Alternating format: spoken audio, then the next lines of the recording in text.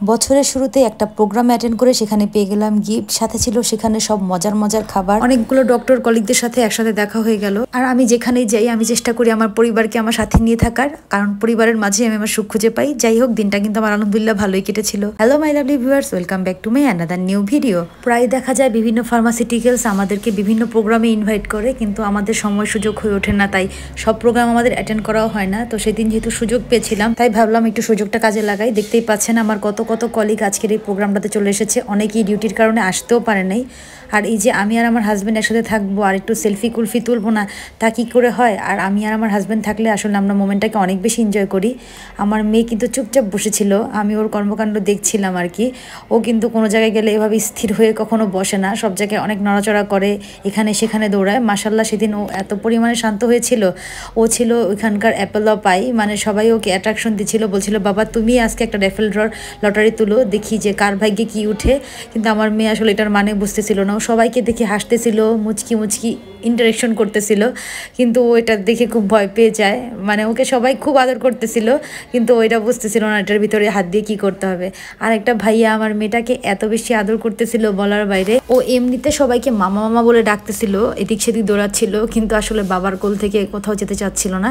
যাই হোক, এবার সেই ইন্টারেস্টিং মোমেন্টে চলে এসেছি আমরা। আমাদের সামনে দেখতে পাচ্ছেন র্যাফেল ড্রর দুইটা লটারির টিকিট, মানে 15 নাম্বার থেকে শুরু হয়েছিল গিফট। আমি তো 15 নাম্বার থেকে আশা করেছিলাম যে এবার বুঝি আমি গিফট পাবো। আর এই আপুটা আমার সেই চান্সটা করে দিল।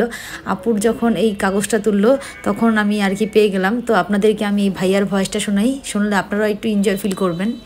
ওয়েট করেন। আর কোরাল সিদ্ধি, ফিউরোসেফোনা, আর ম্যাক্সপ্রোনা, ফিউরোক্লেভ, yes, ফিউরোক্লেভ, and the number 02, খুবই কাছাকাছি, 028 আর 9, yes, 026, 02।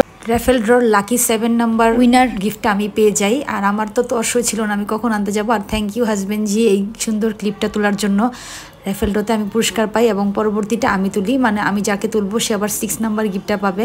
গিফটটা পাওয়ার পর আমি দাঁত বের করানো ছাড়া আর কোনো এক্সপ্রেশনই দিতে পারছিলাম না। আর হাজব্যান্ড জানতে চাচ্ছিল আমার কীরকম লাগছিল। অসম্ভব ভালো লাগছিল, এটাই বলেছিলাম। আর এই তো 1 নাম্বার গিফট পর্যন্ত আমরা ওয়েট করছিলাম। আমি ভেবেছিলাম এটা আমার হাজব্যান্ডই বুঝি পেয়ে যাবে, কিন্তু আলটিমেটলি সে আর পাইনি। তবে একটা গিফট নিয়ে তো আসতে পেরেছি, এটাই অনেক ভালো লাগছিল।